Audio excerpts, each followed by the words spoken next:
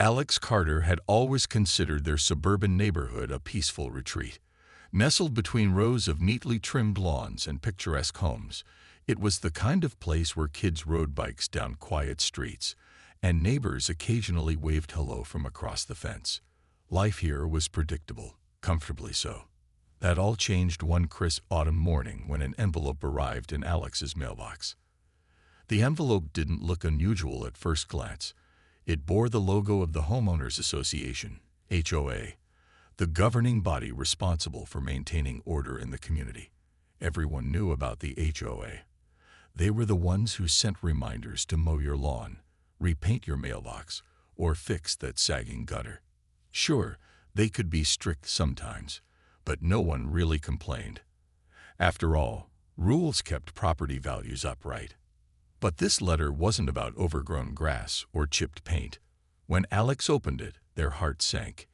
Inside was a formal demand, $350,000. The amount seemed surreal, like something out of a bad dream. According to the letter, Alex owed back dues, dating back several years, due to what the HOA called a clerical error.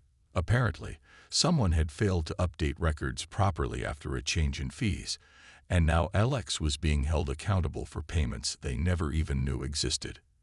At first, Alex thought it must be some kind of mistake. They grabbed their phone and dialed the HOA office immediately. But instead of reassurance, the person on the other end sounded cold and dismissive. "This is standard procedure," the representative said flatly. "If you don't pay within 30 days, we'll have no choice but to take further action." Further action? What did that even mean? Foreclosure? Legal trouble? Alex felt a knot tighten in their stomach. Desperate for answers, Alex decided to talk to their neighbors. Surely, someone else must have heard about this absurd claim. Maybe together, they could figure out what was going on. But as Alex knocked on doors and shared their story, the responses weren't encouraging. Some neighbors shrugged it off, saying things like, "Well, the HOA knows best," while others avoided eye contact altogether.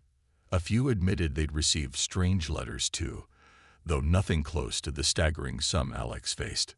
One neighbor, an older woman named Mrs. Harper, did offer a sympathetic ear. Over tea in her cozy kitchen, she confided, "I've lived here for 20 years, and I've seen how the HOA operates.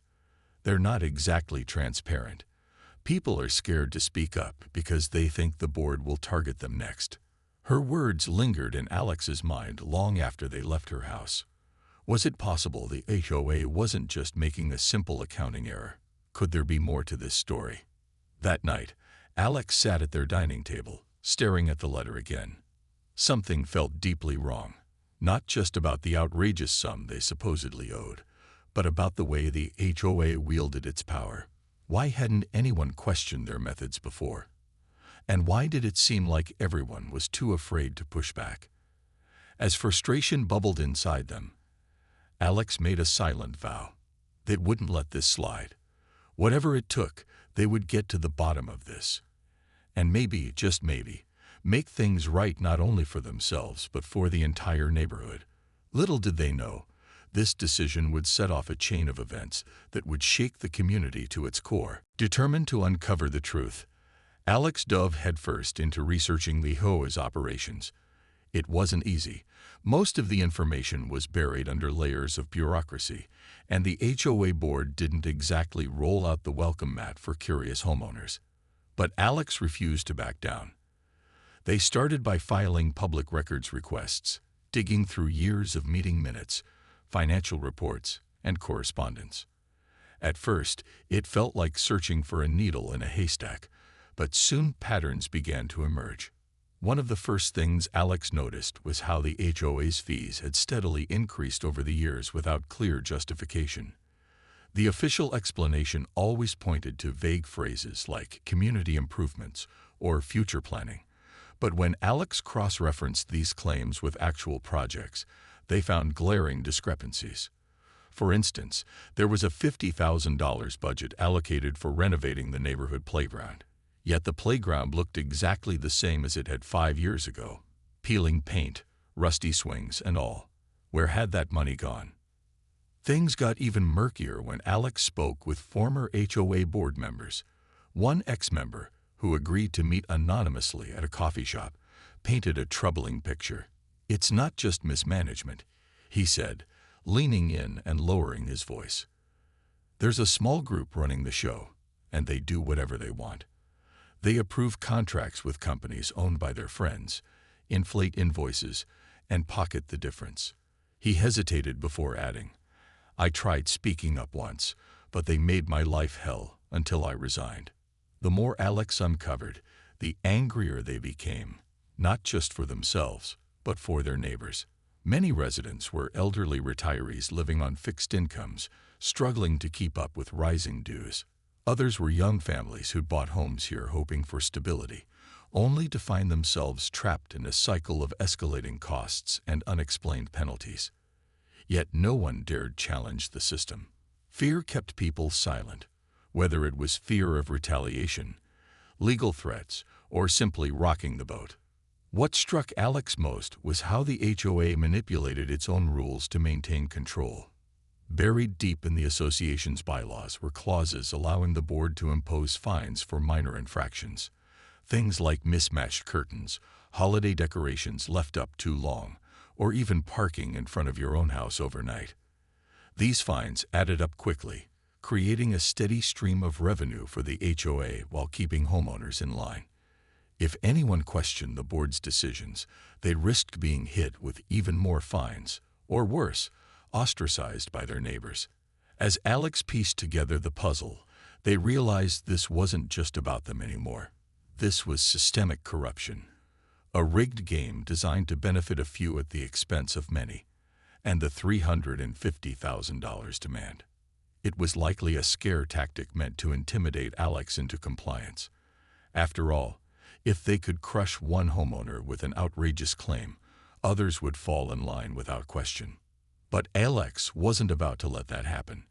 Armed with spreadsheets, emails, and first-hand accounts, they began documenting everything meticulously.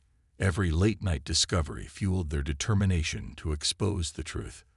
What started as a personal fight against injustice had evolved into something bigger, a mission to hold the HOA accountable and give a voice to those too afraid to speak out. Little did Alex know, this investigation would soon lead them down a path they never imagined, setting the stage for a showdown that would change the neighborhood forever. With a mountain of evidence in hand, Alex knew it was time to take action. The HOA wasn't going to back down on its own. They thrived on intimidation and control.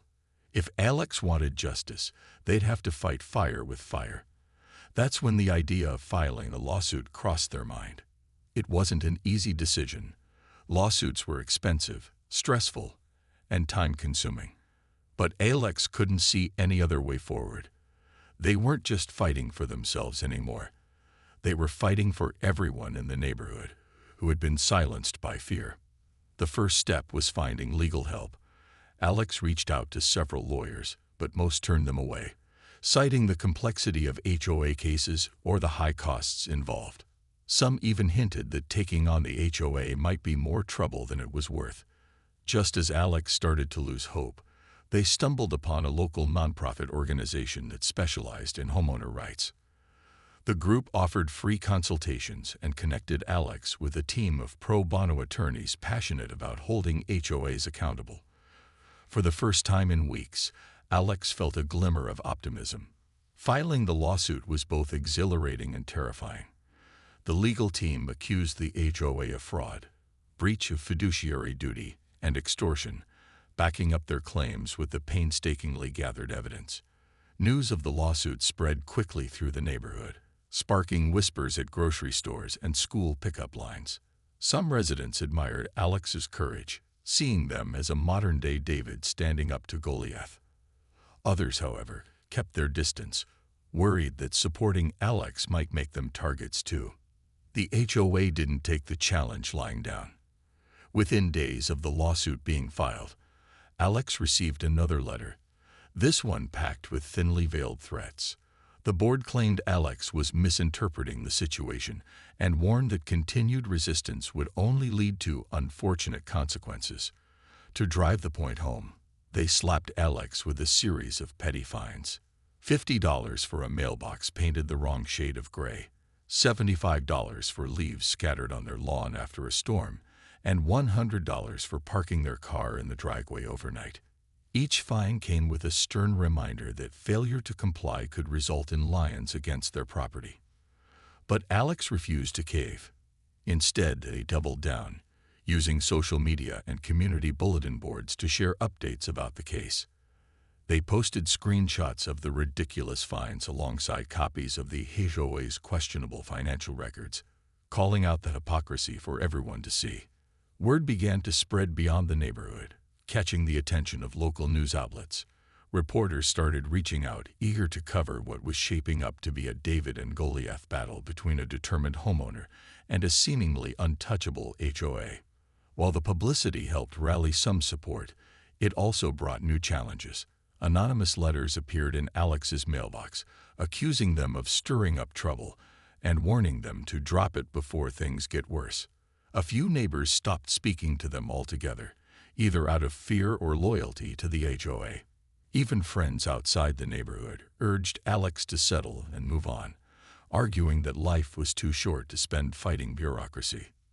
Despite the pressure, Alex remained resolute. They leaned on their growing network of allies, including the legal team and a small group of like-minded neighbors who believed in the cause. Together, they brainstormed strategies, raised funds for court costs, and planned how to expose the HOA's misdeeds to an even wider audience. Every setback only strengthened Alex's resolve. They knew the road ahead wouldn't be easy, but they also knew something else. This wasn't just about winning a lawsuit. It was about sending a message that no one, not even the powerful HOA board, was above accountability. As the case gained momentum, Alex began to realize that their fight might inspire others to stand up against injustice in their own communities. And though the battle was far from over, Alex found comfort in knowing they weren't alone anymore. The tide was slowly turning, and for the first time in months, the future didn't seem so bleak. As the lawsuit gained traction, Alex began to notice something remarkable. They weren't entirely alone in their fight. While many neighbors remained silent out of fear or indifference, a small but growing group of residents started reaching out to express their support. These were people who had long suspected the HOA was corrupt, but never had the courage or proof to do anything about it. Now, inspired by Alex's determination, they wanted to help. One evening, Alex hosted a secret meeting at their home. They invited a handful of trusted neighbors who had shown interest in the cause. The living room was dimly lit, with chairs arranged in a circle to create an atmosphere of trust and collaboration. As everyone settled in, Alex opened the discussion by sharing their findings: the shady financial dealings, the inflated fees, the absurd fines, and explained how these practices affected every homeowner in the community. "This isn't just my problem," Alex said firmly. "It's all of ours. And if we don't stand up now, nothing will ever change." The room buzzed with quiet agreement, but skepticism lingered. One neighbor, a soft-spoken man named Greg, voiced what others were thinking. "I agree with you, Alex, but what can we actually do? The board has all the power. Even if we complain, they'll just ignore us like always." His words hung heavy in the air, reflecting the deep-seated frustration that had kept so many residents silent for years. That's when Alex revealed the plan they'd been working on with the legal team. After poring over the HOA's bylaws, they discovered a potential game-changer: proxies. In most HOAs, homeowners could vote either in person or by assigning their voting rights to someone else through a proxy form. If Alex and their allies could collect enough proxies from willing neighbors, they might be able to take control of the HOA's voting majority during the next annual meeting. This would allow them to elect new board members, people committed to transparency and fairness, and dismantle the old guard from within. The idea sparked cautious excitement among the group. For the first time, there seemed to be a tangible way to fight back without relying solely on the courts. But it wouldn't be easy. Collecting proxies required convincing skeptical neighbors to trust them, which meant knocking on doors, sharing evidence, and addressing fears head-on. It also meant navigating resistance from the current board, who would undoubtedly try to block their efforts at every turn. Over the next few weeks, Alex and their growing coalition worked tirelessly. Armed with folders full of documents, charts illustrating the HOA's financial mismanagement, and heartfelt appeals for unity, they went door to door. Some conversations were discouraging. Certain homeowners refused to listen, dismissing the effort as futile or too risky. Others, however, were eager to join the cause once they understood the stakes. One elderly couple even admitted they'd been quietly resentful of the HOA for years, but didn't know how to push back until now. Not everyone reacted positively. A few neighbors accused Alex of causing unnecessary drama, while others spread rumors that the coalition was trying to take over for selfish reasons. The HOA board caught wind of the campaign and retaliated by ramping up enforcement of minor rules, hoping to intimidate dissenters into submission. Signs appeared around the neighborhood reminding residents of penalties for noncompliance, and some supporters received warning letters about trivial violations. Despite the obstacles, momentum continued to build. Each signed proxy felt like a small victory, a step closer to reclaiming control of their community. By the time the annual HOA meeting approached, Alex and their team had gathered nearly half the votes needed to secure a majority. Though the outcome was far from guaranteed, the coalition felt a renewed sense of hope. For the first time in years, ordinary homeowners dared to imagine a future where they, not the self-serving board, decided the direction of their neighborhood. As Alex prepared for the showdown ahead, they couldn't help but feel a mix of nerves and exhilaration. The coming days would determine not only their fate, but the fate of the entire community. Win or lose, one thing was certain. The battle lines had been drawn, and there was no turning back. The race for proxies turned into a whirlwind of strategy, persuasion, and determination. Alex and their growing coalition worked tirelessly, knowing that every signature brought them closer to reclaiming control of the HOA, and every missed opportunity could mean defeat. The annual meeting was just weeks away, and tensions in the neighborhood were running higher than ever. Each day began with a flurry of activity. Armed with clipboards, folders, and stacks of proxy forms, Alex and their team fanned out across the community. They knocked on doors at all hours, early mornings before work, late afternoons when kids spilled out of school buses, and even weekends when families gathered in their yards. It wasn't just about collecting signatures. It was about building trust. Many homeowners needed convincing. Some had never attended an HOA meeting or cared much about its inner workings until now. Others harbored doubts, worried that rocking the boat might bring retaliation from the current board. To win them over, Alex shared stories, both personal and collective. They talked about the $350,000 demand that had blindsided them, the absurd fines neighbors had been slapped with, and the years of unchecked power wielded by the HOA. "This isn't about me," Alex would say earnestly, holding up a copy of the HOA's financial report filled with red flags. "It's about making sure our money is used for what it's supposed to be, for asterisk. We deserve transparency, fairness, and leaders who actually care about this community." For some, these conversations sparked outrage. A young couple revealed they'd nearly lost their home due to mounting HOA fees they couldn't afford. An elderly widow admitted she lived in constant fear of fines because her fixed income left little room for error. These encounters reminded Alex why they were fighting so hard, and reignited their resolve when progress seemed slow. But not everyone was receptive. Some residents remained loyal to the current board, either because of friendships or promises of leniency in exchange for compliance. Others simply didn't want to get involved, shrugging off the effort as too political or a waste of time. One neighbor snapped, "Why don't you just move if you hate it here so much?" before slamming the door in Alex's face. Those moments stung, but Alex refused to let them derail the mission. As the deadline loomed, the coalition grew more strategic. They organized informational sessions in parks and community centers, inviting residents to hear firsthand accounts of the HOA's misconduct. Flyers appeared on mailboxes and bulletin boards, urging people to take back our neighborhood. Social media played a role too, with posts highlighting the board's questionable decisions reaching hundreds of eyes beyond the neighborhood itself. Meanwhile, the existing HOA board wasn't sitting idly by. Sensing the threat, they launched a counteroffensive. Board members visited wavering homeowners, spinning tales of chaos and instability if Alex's group took over. They warned that inexperienced leaders would ruin property values and leave the community vulnerable to lawsuits. To intimidate others, they doubled down on enforcing petty rules, issuing fines for minor infractions like slightly overgrown grass or mismatched house numbers.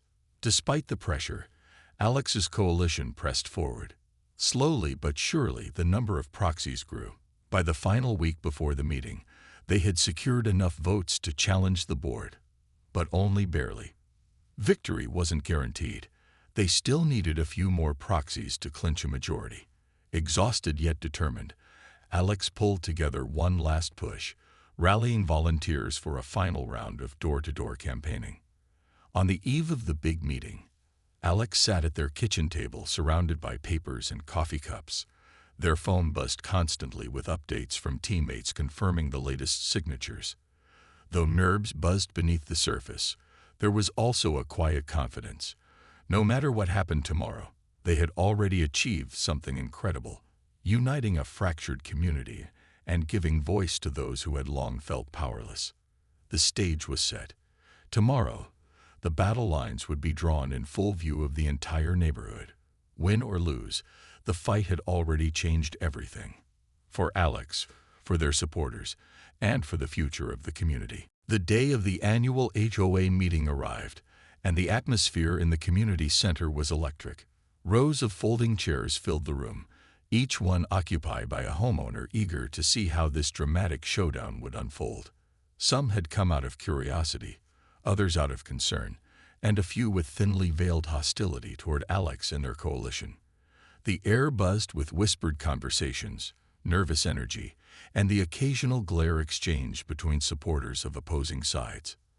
Alex stood near the front of the room, flanked by members of *Neighbors United*. They clutched a thick folder containing signed proxy forms, the culmination of weeks of tireless work. Though Alex projected calm confidence, their heart pounded as they glanced around the room. This was it, the moment that would determine whether their fight for justice would succeed or crumble under the weight of resistance. The meeting began with procedural formalities, led by the current HOA president, Mr. Carlson, a man known for his sharp suit and sharper tongue. He opened with a smug smile, congratulating everyone on another productive year for the neighborhood. His tone dripped with condescension as he listed off vague accomplishments, new flower beds, which no one had asked for, repainted street signs that looked identical to the old ones, and increased security measures, a euphemism for hiring more enforcers to issue fines. When it came time for elections, Mr. Carlson confidently called for nominations. That's when Alex stepped forward, their voice steady despite the knot in their stomach. "I'd like to nominate myself for president," they declared, holding up the stack of proxies. Murmurs rippled through the crowd. Supporters nodded approvingly, while opponents rolled their eyes or muttered under their breath. The board tried to regain control, questioning the validity of some proxies and accusing Alex's team of pressuring residents into signing. But Alex was ready. Their legal advisors had ensured every form was airtight, following the HOA's own bylaws to the letter. When challenged, Alex calmly presented evidence, dates, signatures, and even video testimonials from homeowners explaining why they chose to support the coalition. The board's objections fell flat, exposing their desperation. As the voting process unfolded, the tension became unbearable. Each proxy counted aloud felt like a small victory, or defeat, for both sides. Supporters of *Neighbors United* cheered quietly with each vote added to their tally, while loyalists to the old guard shifted uncomfortably in their seats. Finally, after what felt like an eternity, the results were announced. Alex and their coalition had secured a narrow majority. Cheers erupted from their supporters, drowning out groans of disbelief from the losing side. Mr. Carlson's face turned red as he reluctantly conceded, though not without a parting shot. "You'll regret this," he sneered before storming out of the room, followed by his allies. For a moment, there was silence. Then applause broke out, louder and more sustained than before. Neighbors hugged, high-fived, and congratulated Alex on their hard-fought win. Even some who hadn't initially supported the coalition approached Alex afterward, admitting they hoped this marked the start of real change. With the meeting adjourned, Alex addressed the crowd briefly. "This isn't about revenge or power," they said, looking around at familiar faces. "It's about fairness for all of us. Together, we can make this neighborhood better, stronger, and more united than ever." The words hung in the air, met with nods of agreement and renewed optimism.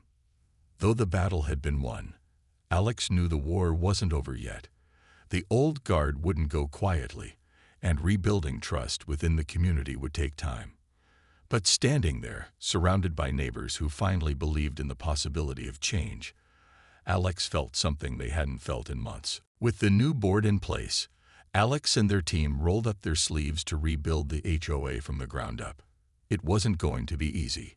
Years of mismanagement and mistrust had left deep scars. But the coalition was determined to prove that change was possible. Their first order of business was transparency. Within days of taking office, Alex released a detailed report outlining the HOA's financial state, including every questionable expense and inflated contract uncovered during their investigation. The document was shared online and distributed at community meetings, ensuring everyone had access to the truth. Next came the reforms. Fees were slashed to reasonable levels, with clear explanations of how the money would be used. Gone were the vague promises of future improvements. Instead, residents voted directly on projects they wanted to prioritize, like fixing potholes, repairing sidewalks, and finally renovating the neglected playground. For the first time in years, people felt like their voices mattered. To prevent future abuse, Alex pushed for stricter oversight measures.